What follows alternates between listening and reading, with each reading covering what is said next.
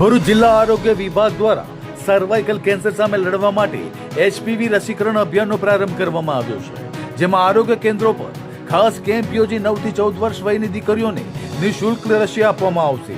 ગર્ભાશય મુખના cancer, cervical cancer સામે લડવા માટે દેશવ્યાપી રાષ્ટ્રીય એચપીવી રસીકરણ અભિયાનનો ભરૂચ જિલ્લામાં ઔપચારિક પ્રારંભ કરવામાં આવ્યો.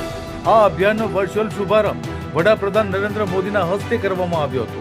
જિલ્લા આરોગ્ય તંત્ર દ્વારા ભરૂચ સિવિલ હોસ્પિટલ ખાતે કાર્યક્રમનું આયોજન કરવામાં આવ્યું હતું, જેમાં જિલ્લા આરોગ્ય અધિકારી ડોક્ટર એચ.એસ. પટેલ, આરોગ્ય વિભાગના અધિકારીઓ, તબીબી સ્ટાફ તથા આમંત્રિત મહાનુભાવો ઉપસ્થિત રહ્યા હતા. કાર્યક્રમ દરમિયાન કિશોરીઓને એચપીવી રસી આપીને અભિયાનની શરૂઆત કરવામાં આવી હતી. આ અભિયાનનો મુખ્ય હેતુ કિશોરીઓને હ્યુમન વાયરસ એચપીવી સામે રક્ષણ આપી ભવિષ્યમાં ગર્ભાશય મુખના કેન્સરમાં જોખમ ઘટાડવાનો છે. આરોગ્ય વિભાગ દ્વારા શાળા સ્તરે તેમજ આરોગ્ય કેન્દ્રો પર ખાસ કેમ્પ યોજી 9 થી 14 વર્ષની વયની દીકરીઓને નિઃશુલ્ક રસી આપવામાં આવશે. હું doctor Saliha Agasiwala, gynaecologist, civil hospital Bharuch.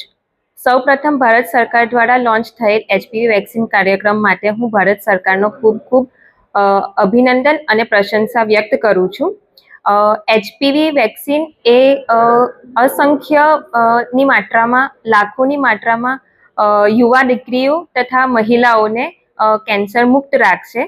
એટલે આ એક આરોગ્ય લેવલ પર નહીં, પરંતુ ભવિષ્ય, આખા ભારતના ભવિષ્યનું ની સ્વસ્થતાનું નિર્માણ કરશે. એચપીવી વેક્સિન એ કેન્સર થતું અટકાવવા માટે છે, એટલે prevention is better than cure. અને ભારત ગવર્મેન્ટ દ્વારા, ભારત સરકાર દ્વારા ફ્રી ઓફ કોસ્ટમાં અને સિંગલ ડોઝમાં આપવામાં આવે છે. એટલે દરેક 15 વર્ષથી નાની ઉંમરની યુવા દીકરીઓએ આ વેક્સિન લેવી જ જોઈએ અને ગવર્મેન્ટ દ્વારા આપવામાં આવેલા આ લાભ લેવો જ જોઈએ.